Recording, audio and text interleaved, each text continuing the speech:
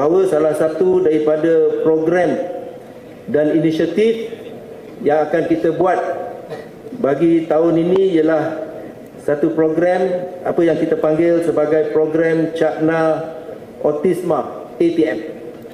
Kita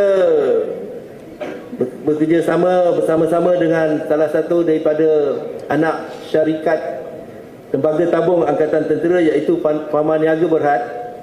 Kita pilih untuk melaksanakan program ini kerana kita sedar bahawa autisma merupakan satu keadaan fenomena yang mengganggu perkembangan yang menjejaskan komunikasi dan interaksi sosial individu, terutamanya anak-anak anggota tentera. Dan dalam lawatan-lawatan saya ke pelbagai kamp di seluruh negara, apabila kita melaksanakan bantuan-bantuan kebajikan, kita dapati bahawa ramai anak-anak anggota menghidapi autisma. Jadi kita tidak boleh membiarkan anggota-anggota kita berhadapan dalam soal ini, cabaran ini berseorangan. Kita berpendapat bahawa perlu untuk kita lakukan intervensi. Dan apabila bincang dengan Paman Niaga juga merupakan syarikat yang ada hubung kait dengan soal kesihatan, kita tak nampak mengapa mereka tidak boleh bersama-sama, antaranya melaksanakan tanggungjawab korporat sosial mereka dalam bidang ini.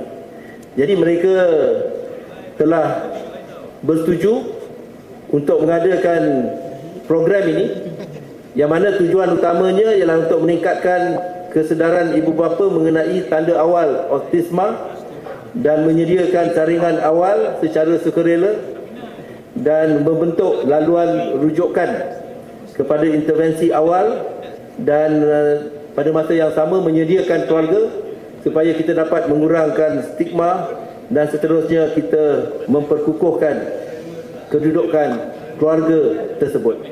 Pendek kata, akan ada 3 fasa program ini. Fasa kesedaran dan pendidikan, akan disediakan pakar-pakar untuk memberi ceramah dan juga bahan maklumat.